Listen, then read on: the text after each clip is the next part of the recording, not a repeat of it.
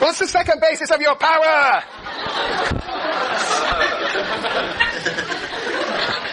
How do bureaucrats become bureaucrats in the Weberian world? What do they have to do? They have to, yes, Jan? They have a civil service, they have a civil service exam, they have to pass an exam, they're credential holders. And as credential holders, Matthew? I was going to say they're appointed, so wouldn't that have something to do with it? Yes, they're appointed, but they're also credentialed experts. Credentialed experts, Weber says. And as such, they can form an interest group based on that credentialing. You know, like doctors form an interest group based on the credential of, it doesn't take 10 years to become a doctor. But, of course, the whole idea of credentialing is to empower the profession of doctors, the profession of lawyers. So the point is here that Weber's talking about expert officials in different bureaucracies enter the bureaucracy on the basis of this credential that comes the foundation in a sense of their power. A status group is formed based on the control of entry into the officialdom.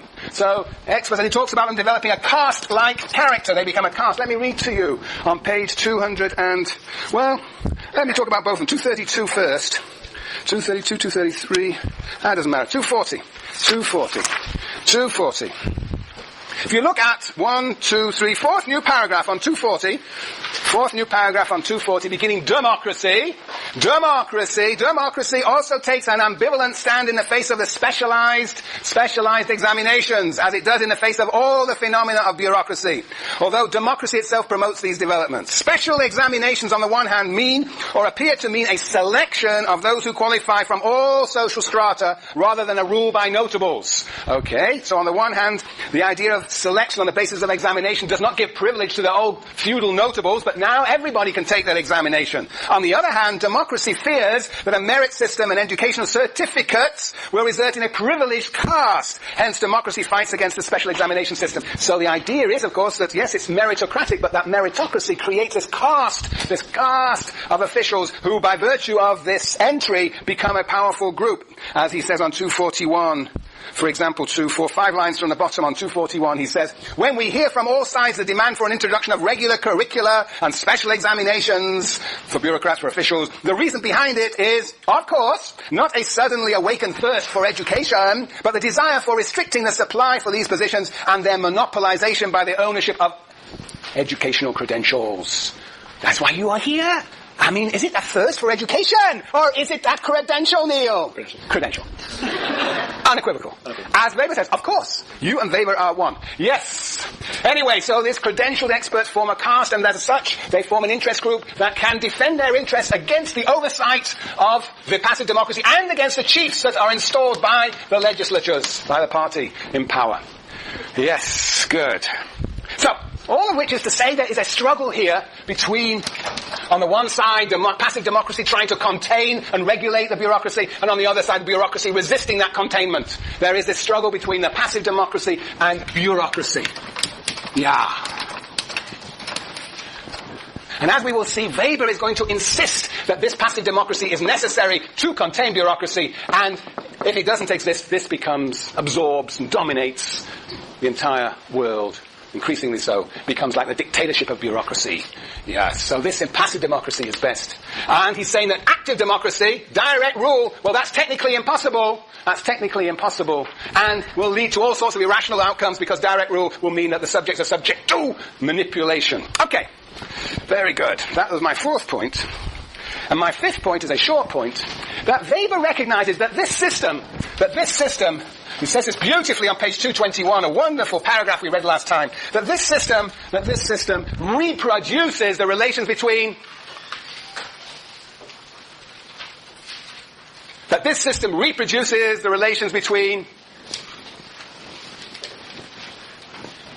power. What do you think? It's you're the only power here. Classes, thank you very much, between capital and labor.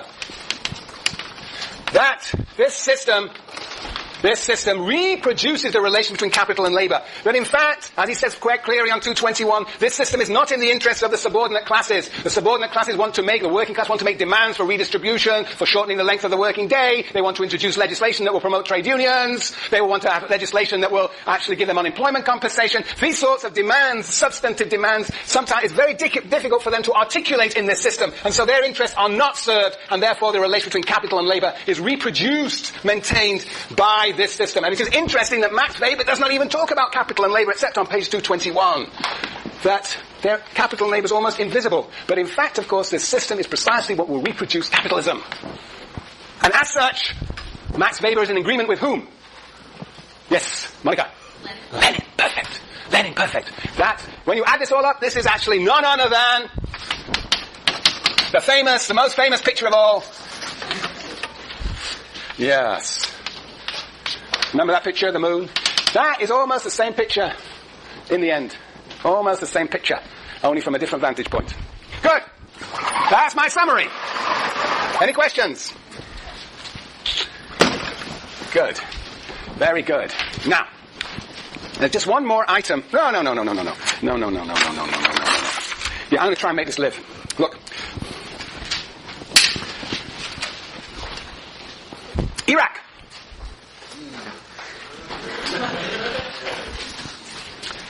You know, the project in Iraq seemed to be to bring about democracy out of the barrel of a gun. Out of a military bureaucracy, the idea was to bring about democracy. Now, Weber would say what? Yes, Katie? I think you said that was backwards. That was backwards. Democracy is bureaucracy. So first of all, a bureaucracy in a sense cannot create a democracy. It cannot create a democracy. It presupposes, if anything, the existence of a democracy that levels the people.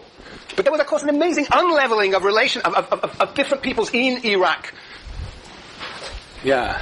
So, you might say that the project of bringing democracy out of the barrel of a military rule, military bureaucracy, a military conquest, a military regulation is, what did you say, backwards.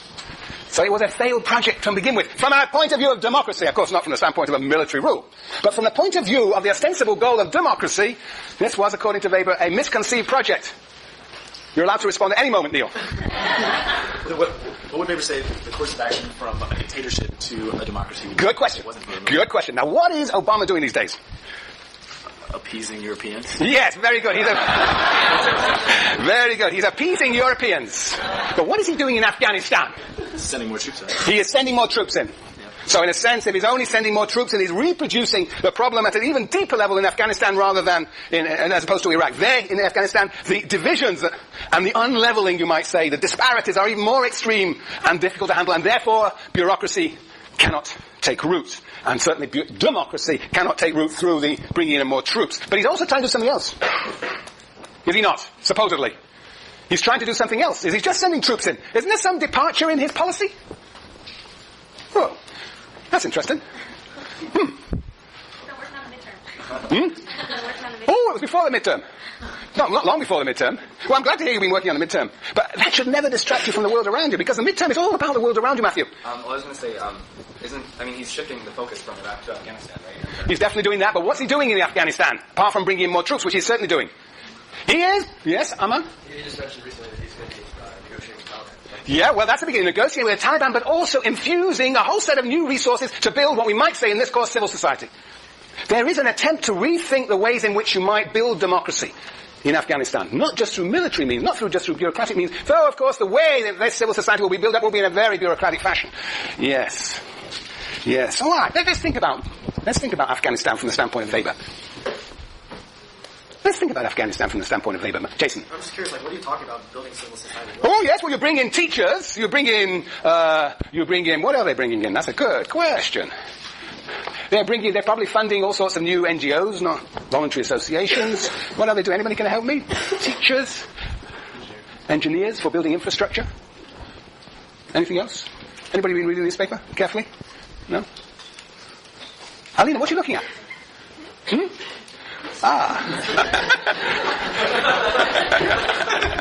Yes. So, I guess it's not clear. It's not clear how they're going to do it, but anyway, but there's a recognition that actually military force alone will not solve problems of creating some sort of democratic, even passive democracy in Afghanistan. What is the problem in Afghanistan? How would Weber understand the problem in Afghanistan today? Yes, Lars? It's a patrimonial society. Patrimonial society? Well, the Taliban. All right, this is from the New York Times today. Just happened. The front page of the New York Times today. Let me read to you. Fascinating story. The headline is Corruption Undercuts U.S. Hopes for Improving Afghan Police. And this is not, this is from a province within Afghanistan, a place called Ghazni. As part of his new strategy for Afghanistan, President Obama has announced plans to send 4,000 more American troops this spring to train the Afghan National Police and Army. But a shortage of American trainers is only one factor hampering the Afghan police. If the experience of the American troops already training police officers in Ghazni province is any indication, better policing may be impossible for Afghanistan unless government officials at all levels stop cannibalizing their civil administration and police force for a quick profit. In 2 weeks of interviews in this mountainous region of poor farmers and shepherds, exasperated American soldiers said it was hard to determine which was their more daunting opponent. The few thousand Taliban who ruled villages through a shadow government of mullahs or corruption so rife that it had deeply undercut efforts to improve the police and had destroyed many Afghans' faith in government. So, there is this idea that somehow the Taliban are so deeply corrupt. But of course the Taliban, as we'll see, are an example of what?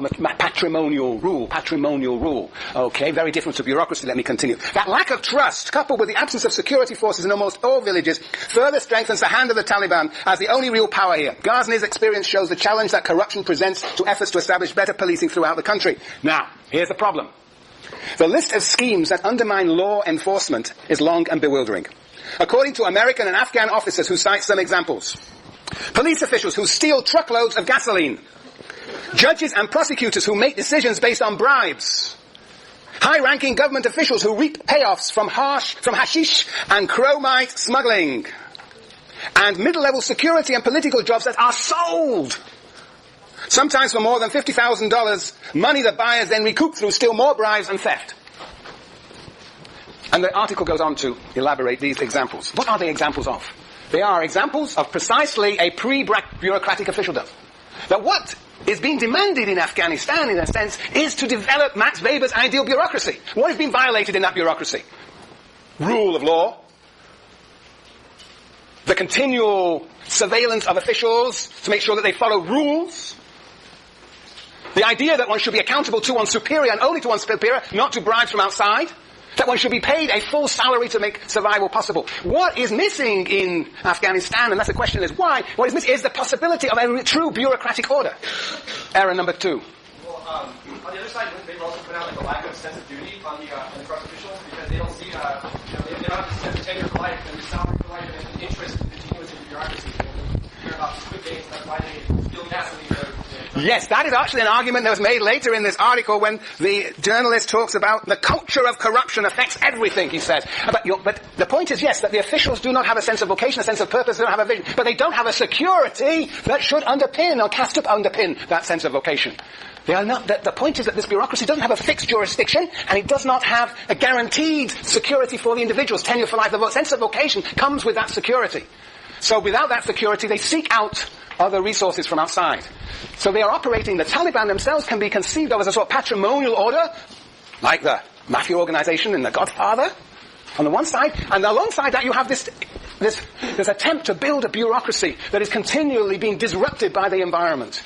But the point I'm trying to stress here is that Weber's ideal type of bureaucracy in this context is something it would seem to be emulated because it becomes a means of efficient rule. So we must, in this context, it would seem that we're trying to defend that bureaucracy. And it is being continually undermined by the environment within which it is implanted. So I'm trying to suggest to you that bureaucracy is not all bad. Sometimes bureaucracy is essential for rule, even if it goes with the diminution of power. Yes, Greg.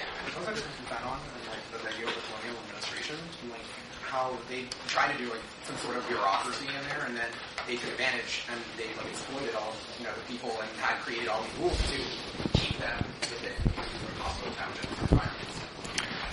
Yes. Well, you could say that. It's like a post-colonial rule because, of course, this is supposedly an Afghan administration supported by U.S. resources, right? But yes, that the next step would be once you install such a administration, that has all sorts of new consequences. But the project, as it's described by the journalist, not by Fanon, as by the journalist and by the U.S. State Department, is to actually build up a bureaucracy so that Afghan be rulable by itself, so that there is no need supposedly for U.S. troops. Yes. But I want to stress here, just to give you the imagination, that bureaucracy is, that there are